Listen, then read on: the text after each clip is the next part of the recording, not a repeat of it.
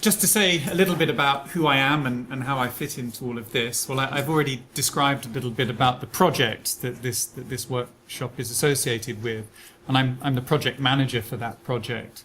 I've been based in the Machine Intelligence Laboratory here in Cambridge for over 20 years now, and I've been actively involved in developing many different types of speech technology, so speech recognition systems, speech synthesis systems, machine translation systems, and also systems that do slightly different sorts of things, like inserting discourse markers and filled pauses into otherwise fluent speech. So trying to get your dialogue systems to hesitate when they speak to you, things like that. I should also say that for the past, I think it's 12 years or so, I've been Director of Studies in Philosophy at one of the colleges here in Cambridge, at Downing College. And so I've sort of tried to find ways increasingly of mingling those interests in the sort of artificial intelligence, computational, mathematical side with the sort of various philosophical topics that connect to them. So that's why I look at this sort of area, I guess, from a range of perspectives, and that's what I'll be talking about a little bit today. Okay, so as you know from the slide that you can see, what I'm really going to focus on is the ethics of language, and then relate that to this topic that's already been addressed in various ways, algorithmic decision making. So just very briefly, there's a lot that could be said about ethics. It's already been mentioned multiple times today. Any of you that have spent any time studying ethics formally will be well aware of the fact that it's actually quite a heterogeneous collection of different approaches. You can get, deontological varieties, consequentialist varieties, utilitarian varieties, and these various theories relate and disconnect in all sorts of intricate ways. But broadly speaking, if you're thinking about ethics, at least in the traditional sense, and by that I really mean, ethics as it was conceived up until the sort of mid-20th century, I think it's fair to say that you can characterize it in this kind of way. So most traditional theories of ethics are action-focused, agent-oriented, and anthropocentric. And I think this well-known trolley problem that I'm sure you're all already familiar with is a sort of classic example of that. You've got a human being who's standing here and has the ability to perform a particular action. You've got a scenario where this trolley or this tram thing is out of control, and if nothing changes, it will kill these 5 people who just happen to be lying on the track. And if this person chooses to pull the lever, it diverts the tram so that it only kills this one person. So you have to think this through, and if you're the person standing by the lever, should you pull the lever or not? Should you actively choose for one person to die, or just remain passively uninvolved, knowing that 5 people will die as a result? So, as I say, it's action-focused. Do you pull the lever or not? It's agent-focused. We're focusing on this individual here. And it's anthropocentric, because that individual is a human being. And of course, if any of you have watched the Netflix show The Good Place, you'll know the solution to the trolley problem, but I won't go into that today. So that's broadly a sort of very high-level overview of ethics in the traditional sense. But then, as I mentioned earlier in my sort of introductory slides, when you focus on ethics in relation to language, these things have quite an intricate relationship. So it seems relatively uncontroversial to think of speaking and writing as being actions of a particular kind, or perhaps several different kinds. And indeed, work within the philosophy of language since the 60s has classified certain types of utterances explicitly as speech acts. So this is work by Austin on how to do things with words. And that can involve things like promising and apologizing and threatening and cursing. These are utterances, these take the form of some sort of linguistic expression, but they're also simultaneously the performing of an action. And therefore, like physical actions, pulling levers when there are trolleys out of control, utterances can have good or bad consequences. And that's how we enter into this territory of thinking ethically about language. And again, we see this reflected in various societies, whether in the form of laws that are passed or just more informally in terms of what kind of linguistic behavior is deemed appropriate or inappropriate by that society. And it's not unusual in many societies for things like swearing or blaspheming, lying, inciting violence, verbally, or inciting hatred. These things are either prohibited by law or strongly discouraged.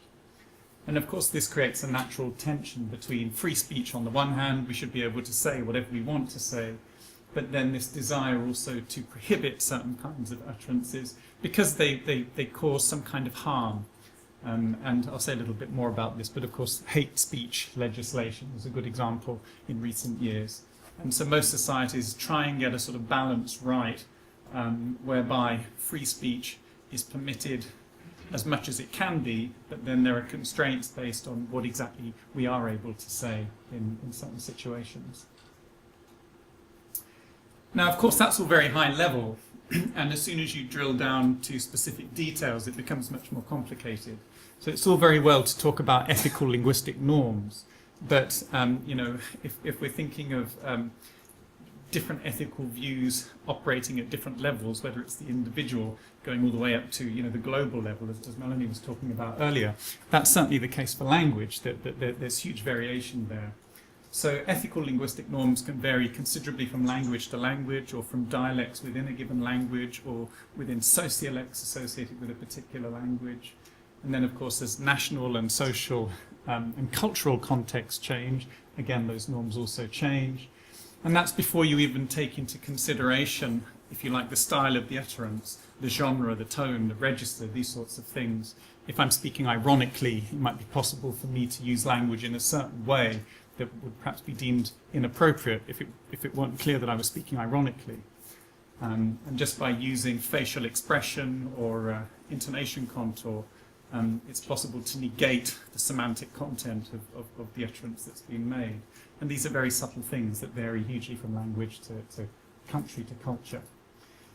And just to give you one example of how all of this varies, I mean, it's interesting that at the moment the USA has no hate speech legislation, no overt hate speech legislation, and it simply arises from anxieties about the First Amendment. So that's a quotation there from the First Amendment. Congress shall make no law abridging the freedom of speech.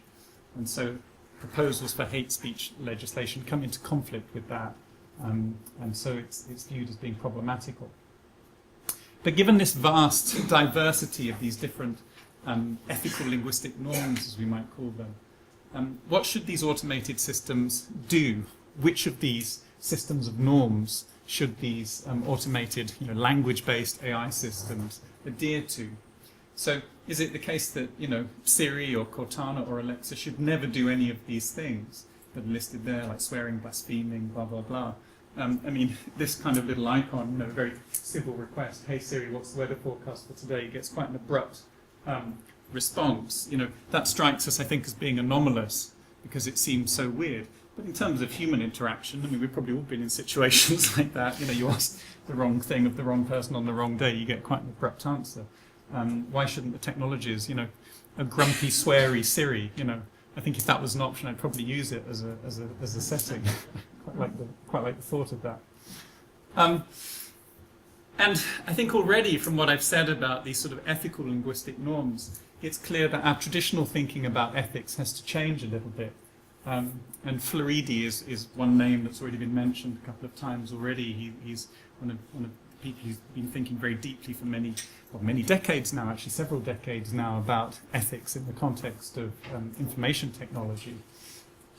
And the sort of thing that has to happen if we're thinking about some of these AI systems from an ethical perspective is that we have to shift from an anthropocentric perspective, so a perspective that focuses just on human beings, to an ontocentric perspective, because now we're talking about objects, whether it's Siri or whatever, some kind of bit of technology that's behaving in a certain way that has ethical consequences. And there's also a need for a shift perhaps from an agent-oriented approach, because again here we're not just talking now about human agent, we're talking about some kind of technological entity that can nonetheless have an impact on other people, can cause some kind of harm to those other people.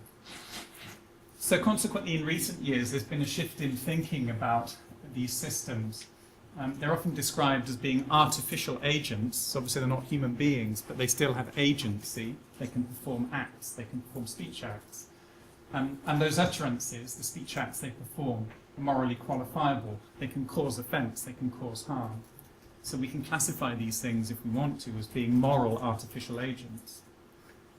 And it's usually just hoped that the ethical linguistic norms that we want these moral artificial agents to embody just happen to be present in the training data. It's just hoped that that's the case, and the more training data we get, the more likely it is, so the thinking goes, that those things will be manifest there. But there's absolutely no guarantee that that will be the case. For the majority of the speech and language-based systems, the training data consists of hundreds of millions of sentences. You know, if you were to read one sentence every sort of 10 or 15 seconds, you'd be in your 90s, you know, probably over 100 by the time you read them all. It's not possible for one person to do that. And of course, the larger the amount of training data, the more heterogeneous it becomes. So you end up with a plurality of these ethical linguistic norms. And of course, the data can contain sexist, racist, homophobic, blah, blah, blah sentences, which the system will learn and adapt to if they exist in the training data in sufficient quantities. Okay. So we might think that the training data determines the decisions that these systems make. But let's just have a look at an example of this. So this is a Google Translate example. I hope you can see it at the top there. So this is an example of a language-based system making an algorithmic decision, if you like. So the input here is in English. The lawyers were all women. They won the case, which gets translated into French as les avocats étaient tous des femmes. Ils ont gagné le procès. So les avocats is the masculine form. Even though there's quite a subtle clue in the English, the lawyers were all women. And then by the time you get to the second sentence, the third person pronoun there is the masculine form, ils ont gagné le procès. So if you like, this system has made an algorithmic decision to prefer il, the masculine form, over elle. I'm not going to worry so much about the avocat, but you can say exactly the same thing there. And these are often referred to as sexist translations, or people will talk about these as being examples of the masculine default that will opt for masculine forms over feminine forms in many situations. And you can give some indications to why this happens just by looking at some of the data that these systems are trained on. So this is just a sort of one small part of the total corpus that a system like this is trained on. This is the Europal corpus. So it consists of about 2 million sentences, and that's English and French parallel texts. So you have a sentence in English, and then you have a sentence in French, and they're equivalent. And you can just do some basic counts. You can see how often certain nouns appear. This is the masculine form, and then this is the feminine form. So 99% of the time, this noun is in the masculine form, 1% of the time it's in the feminine form. Il occurs 62% of the time when you get this third person plural pronouns, whereas elle occurs 38% of the time. So just by looking at the data, you can anticipate to a large extent that the masculine forms will be more likely to occur because they occur more often in the training data. But it would be wrong, I think, to say that the training data makes decisions about this. I mean, there are these little maxims that you sometimes hear, let's say, older generations of speech technologists use. They'll say things like, let the data decide. But data never really decides anything. Data provides, if you like, an opportunity for decision making. But the data is effectively inert. It doesn't really do anything until it's processed by some other means. And I think that causes us to reflect a little bit on what we mean when we talk about decisions. If we're talking about algorithmic decisions, what exactly constitutes a decision? Well, there's quite a large philosophical literature about this, and I'm not intending to go through it in detail, you'd be pleased to know. But there's a branch of philosophy that's specifically referred to as decision theory. There are different approaches. Some of them are descriptive, trying to understand how human beings make decisions in certain situations. Other approaches are more normative, trying to give a sense of as to how human beings ought to make decisions in certain situations. Traditionally, again, there's an emphasis on human beings making the decisions. So again, it's human agents that are the main focus. And there are different ways of analysing it, but the underlying view is that human agents have preference attitudes. So they have beliefs, they have desires, they have values. And that the agent, if that agent, that human agent, is making a decision in a good way, should prefer the option with the greatest expected utility, so in some sense the greatest expected benefit, either to that person individually or perhaps to the society more broadly. And again, you can analyse this in various ways. If you've got various outcomes, so I'd make a decision and there's outcome 1, outcome 2, outcome 3, these are all perfectly reasonable outcomes. You can find ways of ordering those outcomes, because that's what you need to do if you want to end up in a situation where there's a strict preference. So one of the possible outcomes is preferred over all the others. And again, different ways of setting this up, but this just gives you a little kind of high-level overview here. So if A is an action and if O is a set of outcomes associated with that action, then usually this is analysed in terms of a utility function that tries to determine the perceived value of the outcome. And P is the probability function that tries to determine how likely it is that that outcome will actually happen. So it's a mixture of some sort of subjective sense of value and some sort of likelihood that something will actually happen. And it's normally combined using some sort of summation like this. So if that does indeed give us a sense of, I suppose, the sort of core of human-based decision-making processes, the question is, does it follow from that algorithmic decision-making follows the same pattern? Well, there's been a lot of interest in the ethics of algorithmic decision-making. It's something that over the past 10 to 15 years has received a lot of attention.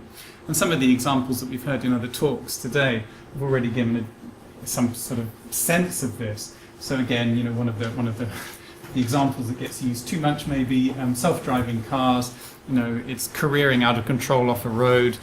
It can make a decision as to whether it hits a lamppost or a human. From a human perspective, you'd rather it hit the lamppost.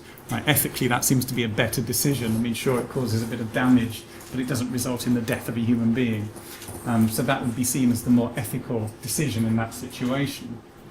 And this interest in this algorithmic decision-making process, how do these systems actually make decisions in those kind of situations, has led to this interest in decision provenance, so being able to track the decision-making process through the system, or sometimes systems of systems, if you're talking about really big, complicated AI and frameworks. And then also something that Adrian was talking about, explainability, being able to explain why a particular decision was made. And this is all very good. This all makes sense at a kind of high level. But when you're involved in developing these systems, as some of the people in this room are, you're more inclined to try and drill down to levels of specificity here. It's all very well at the high level to say a decision's made, but where and when do these language-based AI systems make the decisions that they make? And that's what I just want to focus on as I get towards the end of this. So here's another example. It's another one of these kind of sexist translation examples. This is just a single sentence example because the other one is 2 sentences, so it's a bit long. So here we have, they gave birth this morning, which is translated again as ils sont couchés tôt ce matin. Right, so the men gave birth this morning, that's what the pronouns suggest. And it's things like this that have led to this view that these neural machine translation systems need to handle these sorts of things in a more sort of ethically aware way. So they need to conform to the ethical linguistic norms of the target culture, here French, and their algorithmic decision processes in addition should follow ethical norms of decision making, and they should be able to log and explain those decisions as you go through the system. So here, using that sort of formalism that I introduced earlier, here il has been strictly preferred over elle, and so that's the decision that I'm interested in here. So crudely, where and when was the decision to translate they as il made in this case? Well, let's go to the level that was annoying Richard earlier. This is about as high level as it gets, right? So here we have a neural machine translation system, we have the input, we have the output, and the system decides. I mean, this is black box thinking at its most sort of prototypical. We've got this, well, it's a blue box. Okay, I could have made it black, but then you could have read the name. So we've got a black box here. It makes a decision. I mean, this is the sort of thing that you often read in, you know, newspaper articles about AI. You see this kind of high-level stuff. It's pretty much completely uninformative, it seems to me. It's far too high level to be of any use. It's not really worth wasting any time with something like that. So what I'm going to do here is, you know how on those films sometimes you start off with like a view of the Earth and then you drill all the way down until you get to a particular street or a house or something. I'm not going to be quite that extreme, but that's the gist of this. At a high level, I'm kind of not interested. This doesn't tell me anything. So let's go down to another level and see what we see. So neural nets have already been mentioned. This is a particular kind of neural machine translation framework. So this is a recurrent neural network encoder-decoder. The green bit here, this is the encoder. The blue bit here, this is the decoder. And this is the neural network. And this has all been trained on data. So the little numbers that are sort of represented here have all been acquired from the training data. Then you give it the input sentence. They gave birth early this morning. And an internal representation of that, an abstract internal representation of that sentence is created. And then that's used to generate the output. So EEL is generated here. And then once that decision has been made, that decision is fed into the next stage so that the next word is chosen in the knowledge of the word that's already been selected. Okay? So we might very easily point to this part of this encoder-decoder and say, well, this is where the decision's made. This is obviously where EEL was strictly preferred over L. But actually, this is far too abstract still. This isn't really how these systems work. You know, this little arrow here, what the hell does that mean? What's actually going on at this level? Again, if you're building this system, if you're writing the software, if you're writing the Python script that's underlying this, this again is just far too remote to be of much use. So let's drill down again to another level of specificity. What's actually going on here where this little arrow thing is indicated? Well, the way these systems work is that they create, if you like, a network of options, and then they use a search mechanism in order to select the most likely sequence of words. And so that's really what's being suggested here. This is just the start sentence symbol. And then we might have il, we might have L as options, and then on. And these are all given different probabilities. So here in this little, you know, simplified example, il has a higher probability than L. So you might say, well, this is where the decision's made. It's part of this decoding framework. That's where il is, you know, that's where the decision is made to strictly prefer it over L. But think about the kind of decision that involves. This is entirely driven by probabilities. And as we saw earlier, analyses of human decision making doesn't just have a sort of strict probability crunching component. It also has a utility component. This is where beliefs and values come into play. Whereas none of that really is overtly present here. And besides, a decision that says, well, I'm just going to follow the path that has the highest probability, you could argue that's no decision at all. The decision has already been determined by the probabilities. So the question then becomes, right, fine, this is good, but what's triggering the decision making is the probabilities. Where do the probabilities come from? Well, this is where we start getting into sort of the dark heart of neural networks. Where do the probabilities come from? Well, the decoder here outputs real numbers. And those numbers are mapped, if you like, into probabilities. So the real numbers are generated by the various weights and bias vectors that form part of the encoder.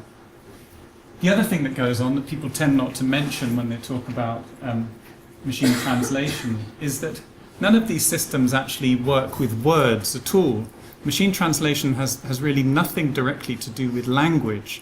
The very first step in any of these systems is to map all the words, say, all the English words, to numbers. So the word the might be associated with the number 23, the word house might be associated with the number 364, and it's a unique number mapping. So this system, as far as it's concerned, knows nothing about language. All it's trying to do is learn to map sequences of numbers to sequences of numbers. And the fact that the initial sequence of numbers can subsequently be mapped to English and the output sequence of numbers can subsequently be mapped to French. You couldn't care less about that, which often surprises people. They think that there's something complex to do with syntax and tense and aspect, and no, it doesn't have any overt knowledge about those things. So the words are all number mapped, and then the vectors that are created are multiplied by weights. There are bias vectors that produces outputs. And at that level of the decoder where the little arrow is, the output vector consists of a series of real numbers. And those are the numbers that are mapped into probabilities. They're converted into probabilities using this thing called the softmax function.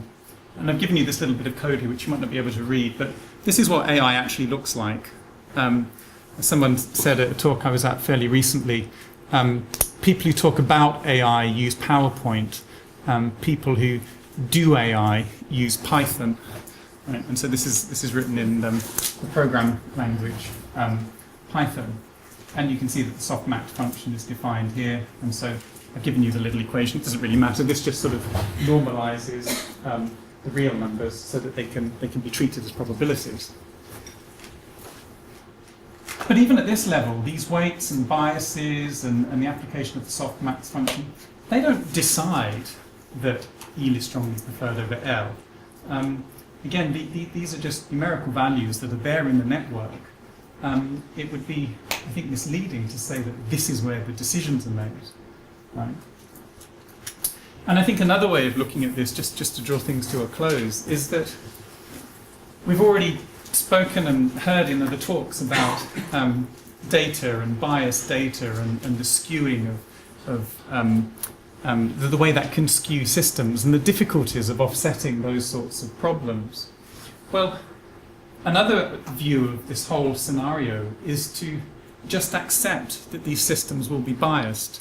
These systems are trained on data, especially these language-based systems are trained on data produced by human beings. Human beings have all sorts of biases, sometimes conscious, sometimes unconscious. This idea of this kind of nirvana-like data set that's free from all bias, I don't know what this is. I'm not even sure I'd be able to recognize it if it was presented to me. So one response to that is to say, just accept that the system is biased, and then as part of a post-processing stage, try to offset biases that seems appropriate for the target culture that in this case your translation is being aimed at. So here we have our little black box NMT system, and we've got our sexist translation. Then as part of a post-processing stage, we can easily just sort out the pronoun based on language-specific information that we have in this case about French. And so this post-processing stage, I think it's reasonable to say that's kind of an underused space at the moment in these systems. It also potentially creates an opportunity for sort of checking the content before it's released to the world. So many AI systems have a sort of buffer zone. If you're talking about AI for medical diagnosis, there's no system that's yet been developed that just automatically, it processes a particular patient's data, makes a decision that as far as it's concerned, that individual is suffering from cancer. And then as a result of that, the patient is just immediately treated as if they have cancer. What normally happens is that decision, that classification, is then assessed by a specialist who tries to see whether that's the case. The automated system just flags up potentially problematical cases. But for these language applications, there's no such buffer zone. You type whatever you want into Google Translate, and you immediately get the translation. Well, this post-processing space, which happens after the sort of neural machine translation system proper, gives the opportunity for the quarantining of certain utterances that for a given target culture might be deemed unethical in some way. So here, you've got some anti-Semitic stuff that someone's translating. The person may not know what this means. If this person only speaks French and doesn't know any English, they might have just cut and pasted this from somewhere online. And in this post-processing space, that's where these sort of prompt quarantining trigger warnings or alerts can be introduced, so that someone has a chance to reflect upon whether he or she wants to access that information. So it's a different way of sort of situating, I guess, these sorts of language-based applications. So just to summarise, speaking and writing, I think, fairly uncontroversially can be viewed as actions of a certain sort, and actions, therefore, that can have ethical consequences. As I've said, these ethical linguistic norms vary greatly between different languages and different cultures, and that's something that has to be addressed. If we view these language-based AI systems as moral artificial agents, then it raises the question, which of these ethical linguistic norms should they embody, should they adhere to? And one of the difficulties, as we've seen when we were sort of drilling down the various levels, is that unlike human-based decision-making, these algorithmic decisions are primarily based on numerical considerations, and things like utility that might involve, values and a sense of, an individual's belief in relation to something. That's not currently incorporated into the system in any kind of explicit way. But as we've seen, even if we just accept that these algorithmic decisions are primarily probabilistic, determining exactly where the decision is made is actually more difficult than you might think. You might be happy with a high-level thing that says, oh, that black box has made the decision. But when you drill down into greater detail, you're often in a situation where you feel as if the decision isn't being made at that point. So you go down deeper, and then you get to a point where you think, no, it's not being made here either. So it's elusive. And making decisions about which level of granularity are important is something that, again, requires quite careful thought. And then just finally, this idea of this post-processing space that at least gives an opportunity for some of these more utility-based elements to come into play. That's something that I think, as I say, at the moment is kind of underexplored, and yet there's scope there for that to have an impact on how these systems are designed and how they have an impact on the societies that use them. I think I'll stop there. Thank you.